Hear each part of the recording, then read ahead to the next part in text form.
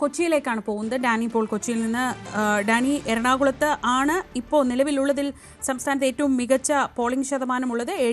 ഏറ്റവും അവസാനം വരുന്ന കണക്കുകൾ അനുസരിച്ച് 73% പോളിംഗ്. ഇപ്പോഴും ക്യൂവിൽ ആളുകളുണ്ടോ? എന്താണ് എറണാകുളത്തെ സ്ഥിതി?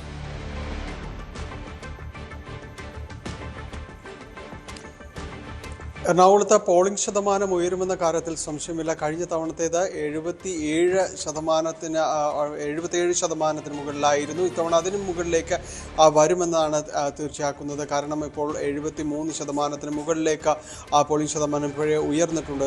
ഒടുവിലൊരു അന്തിമ ഘട്ടത്തിലേക്ക് അതിൻ്റെ കണക്കുകളിലേക്ക് വരുമ്പോൾ പോളിംഗ് ശതമാനം ഉയരും എന്ന സൂചന തന്നെയാണ് ലഭിക്കുന്നത്. അത് ആർക്ക് ഗുണമാകുമെന്നത് സംബന്ധിച്ചുള്ള തർക്കങ്ങൾ മാത്രമാണ് അവശേഷിക്കുന്നത്.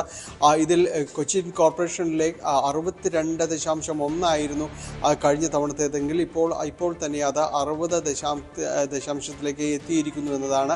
അപ്പോൾ അത് ഇനിയും ഉയരാനുള്ള ഒരു സാധ്യതയാണ് വളരെ സജീവമായിട്ട് നിലനിൽക്കുന്നത്. പൊതുവിൽ പോളിംഗ് തുടക്കത്തിൽ വളരെ നല്ല രീതിയിലേക്ക് കാര്യങ്ങൾ കൂടുതൽ ആളുകൾ വോട്ട് ചെയ്യാനെത്തുന്ന സ്ഥിതിയായിരുന്നു കാണാനായിട്ട് സാധിച്ചത്. പിന്നീട് ഉച്ചയ്ക്ക് ഒന്ന് മന്ദീഭവിച്ചെങ്കിലും പിന്നീട് വൈകുന്നേരത്തോടു കൂടി വീണ്ടും കാര്യങ്ങൾ കൂടുതൽ വോട്ടർമാരെ എത്തി തുടങ്ങി. ചിലയിടങ്ങളിൽ നഗര കേന്ദ്രീകൃതമായ ചിലയിടങ്ങളിൽ വോട്ടർമാരുടെ എണ്ണത്തിൽ ഒരു കുറവ് വന്നിരുന്നു. വൈകുന്നേരവും എല്ലാം തന്നെ അത്തരം ഒരു പ്രതീതി ഉണ്ടായിരുന്നു. പക്ഷേ അതിനപ്പുറത്തേക്ക് നഗരം വിട്ടുള്ള മേഖലകളിലേക്കെല്ലാം തന്നെയും കൂടുതൽ വോട്ടർമാരെത്തുന്നു. പ്രത്യേകിച്ച് പ്രായമുള്ളവരെല്ലാം തന്നെ വോട്ട് ചെയ്യാനെത്തുന്നു എന്ന ഒരു കാഴ്ച കൂടി ഇന്നുണ്ടായിരുന്നു. ഒപ്പം ഈ ബ്ലോക്ക് തലങ്ങളിൽ എല്ലായിടങ്ങളിലും തന്നെയും ഉയർന്ന പോളിംഗ് ആണ് രേഖപ്പെടുത്തുന്നത്. കാരണം ഇപ്പോഴേ അത് 75% മുകളിലേക്ക് ബ്ലോക്ക് പഞ്ചായത്തുകളുടെ ഒരു സെപ്പറേറ്റ് റേഷ്യോ എടുക്കുമ്പോൾ അത് എത്തിക്കഴിഞ്ഞിരിക്കുന്നു. നഗരസഭകളുടെ കാര്യത്തിലും വരുമ്പോഴും ഇതേ രീതിയിൽ തന്നെ പോളിംഗ് ഉയരുന്നു എന്നത് തന്നെയാണ്.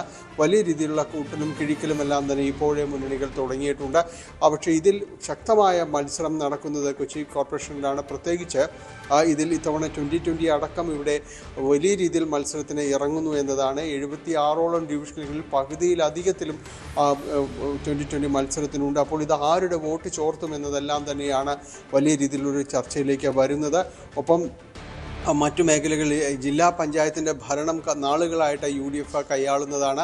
അതിലേക്ക് ഭരണത്തിലേക്ക് തിരികെ എത്തുക എന്നത് LDFനെ സംബന്ധിച്ചിടത്തോളം വലിയ രീതിയിലുള്ള പരിശ്രമങ്ങൾ നടത്തിക്കൊണ്ടിരിക്കുകയാണ്.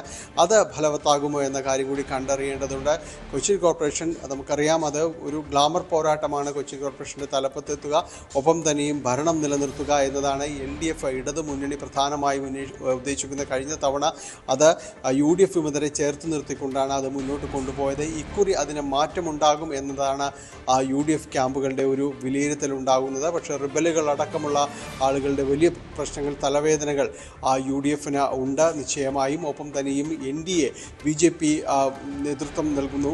ഇതിൽ വലിയ രീതിയിലുള്ളൊരു മുന്നേറ്റം BJP പ്രതീക്ഷിക്കുന്നുണ്ട്. കഴിഞ്ഞ തവണ 5 സീറ്റുകളായിരുന്നെങ്കിൽ ഇത്തവണ അത് 15-ലധികം എന്നതാണ് അവരുടെ ഒരു ടാർഗറ്റ് എന്ന് പറയുന്നത്. അങ്ങനെ വന്നാൽ കൊച്ചിൻ കോർപ്പറേഷൻ ആര് ഭരിക്കുമെന്നത് BJP തന്നെ തീരുമാനിക്കുന്നൊരവസ്ഥയിലേക്ക് വരുന്നു. ഭരണം പിടിക്കാൻ കഴിഞ്ഞില്ലെങ്കിലും ഈ രീതിയിലുള്ള ഒരു നിർണായക ശക്തിയായി തങ്ങൾ മാറുമെന്നൊരു പ്രതീക്ഷയാണ് കൊച്ചിൻ കോർപ്പറേഷനെ സംബന്ധിച്ചിടത്തോളം NDAക്കുള്ളത്. തൃപ്പൂണിത്തുറ നഗരസഭയിലേക്ക് വരുമ്പോൾ അവിടെ BJP ഇപ്പോൾ പ്രതിപക്ഷത്തുണ്ട്. അത് ഭരണപക്ഷത്തേക്ക് എത്താൻ തങ്ങൾക്ക് കഴിയുമെന്ന് ആവർത്തിച്ച് പല തവണ അവരത് പറയുന്നുണ്ട്. അങ്ങനെ സാധിക്കുമോ എന്നത് ഏതായാലും ഇത്തവണ തെരഞ്ഞെടുപ്പിൽ വളരെ ഉയർന്ന ശതമാനമാണ് പോളിംഗ് നിരക്ക് അവിടെയുള്ളത്. ഏതായാലും അതെല്ലാം തങ്ങൾക്ക് അനുകൂലമാകുമെന്നൊരു വിലയിരുത്തലുണ്ട്. ഏതായാലും ഈ രീതിയിലുള്ളൊരു കൂട്ടലും കിഴിക്കലുമായിട്ട് മുന്നോട്ട് പോവുകയാണ് എറണാകുളം ജില്ല. ശരി, ഇനി പത്തനംതിട്ടയിലേക്കാണ് നമ്മൾ പോകുന്നത്. പത്തനംതിട്ടയിൽ 65.76% ഏറ്റവും അവസാനം ലഭിക്കുന്ന കണക്കുകൾ പ്രകാരം പോളിംഗ് ശതമാനം. ശശി നാരായണൻ പത്തനംതിട്ടയിലെ വിവരങ്ങൾ നൽകും. ശശി, ഇപ്പോൾ പോളിംഗ് സമയം അവസാനിച്ചിരിക്കുന്നു. എന്താണ് നിലവിലെ സ്ഥിതി? ശ്രീജ, ഇപ്പോൾ അവസാനം ഈ വോട്ടിംഗ് എല്ലാം പോളിംഗിന് ശേഷം ഉള്ള അവസാന കണക്ക് ഇപ്പോൾ വന്നിരിക്കുന്നത് 65.99 പോളിംഗ് ശതമാനം. നിലവിൽ കഴിഞ്ഞ പ്രാവശ്യത്തെ തെരഞ്ഞെടുപ്പിലാണ് 69% നിലവിലുള്ള പോളിംഗ് ശതമാനം. പക്ഷേ അതിൽ നിന്നും ഇനിയും കണക്കുകൾ വരാനുണ്ട്. ആ കണക്കുകൾ വന്നതിന് ശേഷമായിരിക്കും ഓരോ സ്ഥലത്തുള്ള പോളിംഗ് ശതമാനം വർദ്ധിക്കുക.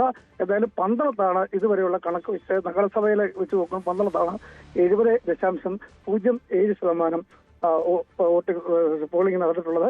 മറ്റ് നഗരസഭയുടെ മറ്റ് വാർഡുകളിലുമെല്ലാം മറ്റ് നഗരസഭകളിലെല്ലാം സമാനമായ രീതിയിൽ നേരിയ തോതിൽ കുറവുണ്ട്. പക്ഷേ അതേസമയം പോളിംഗിന് കഴിഞ്ഞ പ്രാവശ്യത്തെ സമയത്ത് 2020 നടന്ന പോളിംഗ് സമയത്തിലേക്ക് എത്താനുള്ള സാധ്യത ഈ കണക്കുകൾ വെച്ച് നോക്കുമ്പോൾ വരാൻ സാധ്യത. കാരണം 69% വരുമെന്നാണ് നമുക്ക് അവസാന ഘട്ടം പറയാനുള്ളത്. എന്തായാലും മികച്ചൊരു പോളിംഗ് ശതമാനം ഉണ്ടായിരുന്നു. രാവിലെയാണ് എല്ലാ ബൂത്തുകളിലും വലിയ തോതിൽ ഈ പോളിംഗ് നടന്നിട്ടുള്ളത്. ഉച്ചയ്ക്ക് ശേഷം മന്ദഗതിയിലാണ് നടത്തുന്നത്. അതിൻ്റെതായ പോരായ്മകൾ പല സ്ഥലത്തും ഉണ്ടായിട്ടുണ്ട്. എന്തായാലും അവസാന കണക്കുകൾ വരുമ്പോഴായിരിക്കും ഇത് സംബന്ധിച്ചൊരു കൃത്യമായ കണക്ക് വിവരങ്ങൾ നമുക്ക് അറിയാൻ കഴിയും. എന്തായാലും പന്തളം, തിരുവല്ല, പത്തനംതിട്ട നഗരസഭകളിൽ അതുപോലെ തന്നെ ഇവിടുത്തെ പോളിംഗ് ശതമാനം കൂടെ എല്ലാം കൂട്ടുമ്പോൾ അവസാന കണക്കൂടെ കൂട്ടി വരുമ്പോൾ ഒരു പക്ഷേ 69% എത്താൻ സാധ്യതയുണ്ട് എന്നുള്ളതാണ് നമുക്ക് ഇപ്പോൾ മനസ്സിലാക്കാൻ കഴിയുന്നത്. അത്ര ഒരു വിവരം കൂടി ഇനി പുറത്തു വരാറുണ്ട്. എന്തായാലും ആ കണക്കുകൾ എത്തും എന്നുള്ളതാണ് പ്രതീക്ഷ. എന്തായാലും വാശിയേറിയ ഒരു മത്സരം തന്നെ നടന്നിട്ടുണ്ട് എന്നുള്ളതാണ് നമുക്ക് കണക്കുകൾ പരിശോധനകൾ വിലയിരുത്താൻ കഴിയുന്നത്. അതായത് പഞ്ചായത്ത് തലത്തിലും അതുപോലെ തന്നെ ബ്ലോക്ക് തലത്തിലും ജില്ലാ പഞ്ചായത്ത് തലത്തിലൊക്കെ വോട്ടേഴ്സിൽ നേരിയ തോതിൽ വർധനവ് പത്തനംതിട്ടയിലുണ്ട്.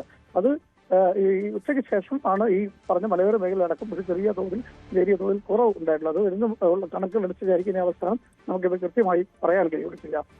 ശരി, ശശി നാരായണനാണ് വിവരങ്ങൾ നൽകിയത്.